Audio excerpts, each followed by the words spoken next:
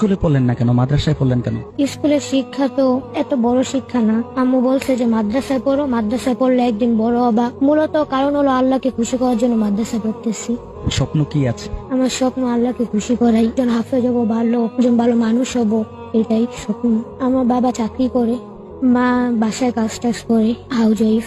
বড় হয়ে মায়ের জন্য কি করবো? বলছিল আম্মু যে আমি মরার আগে যেন শুনতে পারি যে তুই হাফেজ হবি। আমিও আল্লাহর কাছে দোয়া করে যেন হাফেজ হইতে পারি। পারবা মায়ের স্বপ্নটা পূরণ করতে? মানে আল্লাহ তালার কাছে গিয়েছি, এখন আল্লাহ তালা ফিরাই দিবে না। অনেক কুরবানি করতেছি, এখন আল্লাহ তালা দিবে ইনশাল্লাহ। প্রত্যেকটি নামাজের মোনাজাতে কোন মানুষটার জন্য দোয়া করে? সবার জন্য দোয়া করি, আব্বু আম্মু দাদি নানি। বড় হয়ে মায়ের জন্য কি করে? দেখি আল্লাহ তালার কাছে গিয়েছি, আল্লাহকে খুশি করার জন্য গেছি, যে আল্লাহ তালা যেটা ভাগ্যে রেখেছে ওইটাই হবে। মাকে এত বেশি ভালোবাসো কেন? জন্ম দিয়েছে আম্মু। একজন নবীজির কাছে একটা সাহাবী গেছিল যে হে রাসূলুল্লাহ, আমার মার অধিকার কতটুকু আর বাবার অধিকার কতটুকু। প্রথমবার জিজ্ঞেস করছে, প্রথমে আমাদের নবী মুহাম্মদ সাল্লাল্লাহু আলাইহি ওয়াসাল্লাম বলছিল মা। দ্বিতীয়বার আবার জিজ্ঞেস করছে, তখনও বলছিল মা। তৃতীয়বার আবার জিজ্ঞেস করছে, তখনও মা বলছে। চতুর্থবার জিজ্ঞেস করার পরে তিনি বাবার কথা বলছে।